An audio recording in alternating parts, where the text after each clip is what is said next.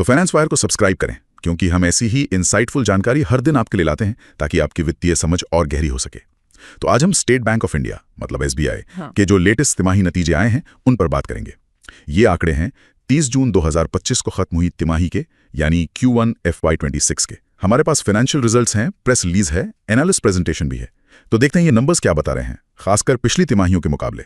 सबसे पहले जाहिर है मुनाफे की बात। नेट प्रॉफिट कैसा रहा? हाँ, नेट प्रॉफिट Q1 FY26 में 19,160 करोड़ रुपए रहा। अच्छा, ये पिछले साल की इसी तिमाही से अगर देखें तो करीब 12.5% ज्यादा है। ठीक है, तो मुनाफा तो बड़ा है, लेकिन बैंक के ऑपरेशनल परफॉर्मेंस का क्या हाल है? ऑपरेटिंग प्रॉफिट भी अच्छा बढ़ा है। साल दर साल करीब 15.5% बढ़कर 30,544 करोड़ हो गया है। लेकिन यहाँ एक ध्यान देने वाली बात है, जो नेट इंटरेस्ट इनकम है NII, हाँ, जो मुख्य कमाई है जी, उसमें पिछले साल की इसी तिमाही की तुलना में हल्की सी 0.13% की गिरावट आई है।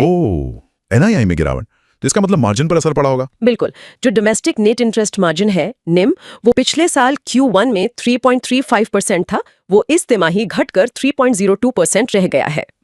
ये मार्जिन में कमी थोड़ी चिंता की बात हो सकती है। शायद लागत बढ़ रही है। हो सकता है डिपॉजिट जुटाने की कॉस्ट बढ़ी हो, या फिर लोन मार्केट में कंपटीशन, कुछ भी हो सकता है। वैसे रिटर्न ऑन एसेट्स ROA 1.14% और रिटर्न ऑन इक्विटी ROE 19.70% रहा है। चलिए, मार्जिन पर तो दबाव है, लेकिन बैंक का जो कोर बिजनेस है, लोन देना और डिपॉजिट लेना, वो कैसा चल रहा है? एडवांसेस यानी लोन ग्रोथ कैसी रही? लोन देने में रफ्तार तो बनी हुई है।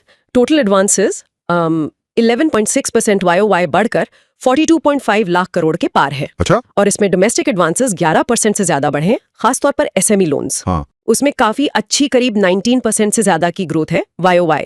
और रिटेल पर्सनल लोन भी 12.5% से ज्यादा बढ़े हैं। ठीक है, ये तो लोन साइड की बात हुई। पैसा आ कहां से रहा है? डिपॉजिट्स का क्या स्टेटस है? डिपॉजिट्स भी बढ़े हैं, 11.66% YOY बढ़कर 54.73 लाख करोड़ हो गए। बढ़िया। कासा डिपॉजिट्स मतलब करंट और सेविंग अकाउंट वाले, वो भी 8% से ज्यादा बढ़े हैं।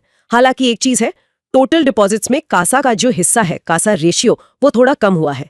पिछले साल 40.70% था, अब 39.36% है। अच्छा, लोन ग्रोथ तो ठीक है, पर इन लोन्स की क्वालिटी मतलब NPA वगैरह का क्या हाल है? फंसे हुए कर्ज, वो एक अच्छी खबर है। एसेट क्वालिटी लगातार सुधर रही है। अच्छा, हाँ, ग्रॉस NPA रेशियो मतलब कुल लोन का कितना हिस्सा खराब है, वो पिछले साल 2.21% था, अब घटकर 1.83% रह गया। यानी 38 बेसिस पॉइंट्स का सुधार, ये तो काफी अच्छा है। जी, और नेट NPA रेशियो भी 0.57% से कम होकर 0.47% पर आ गया है। और इन खराब लोन्स के लिए बैंक ने तैयारी कितनी की है? मतलब प्रोविजन कवरेज रेशियो यानी PCR, वो 74.49% है। ठीक है। और अगर AUCA मतलब एडवांसेस अंडर कलेक्शन अकाउंट को भी मिला लें तो ये कवरेज 91.7% से ज्यादा है, तो सेफ्टी नेट मजबूत है। एक और आंकड़ा स्लिपेज रेशियो मतलब नए लोन कितनी तेजी से NPA बन रहे हैं, वो भी सुधरकर 0.75% हो गया। बहुत अच्छे। तो लोन बुक की सेहत तो ठीक लग रही है। अब जरा बैंक की अपनी मजबूती देखें।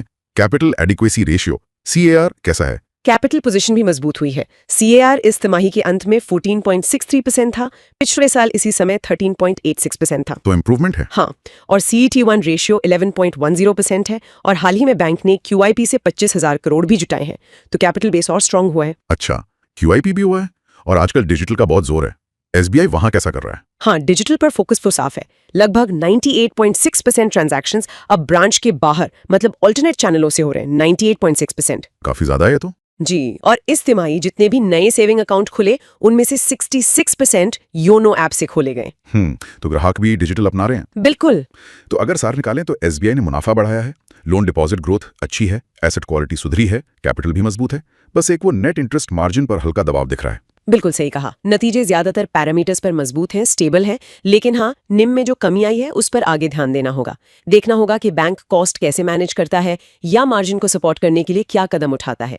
एसेट क्वालिटी और मार्जिन का ट्रेंड आगे इंपॉर्टेंट रहेगा। हाँ बिल्कुल। इस पूरे विश्लेषण के बाद एक विचार आता है। देखिए, ग्रोथ अच्छी है, एसेट क्वालिटी बेहतर हो रही है, जो बहुत पॉजिटिव है, पर मार्जिन पर यह दबाव है। तो सवाल ये उठता है कि आने वाले समय में बैंक अपनी प्रॉफिटेबिलिटी बनाए रखने के लिए क्या खास रणनीतियां अपना सकता है?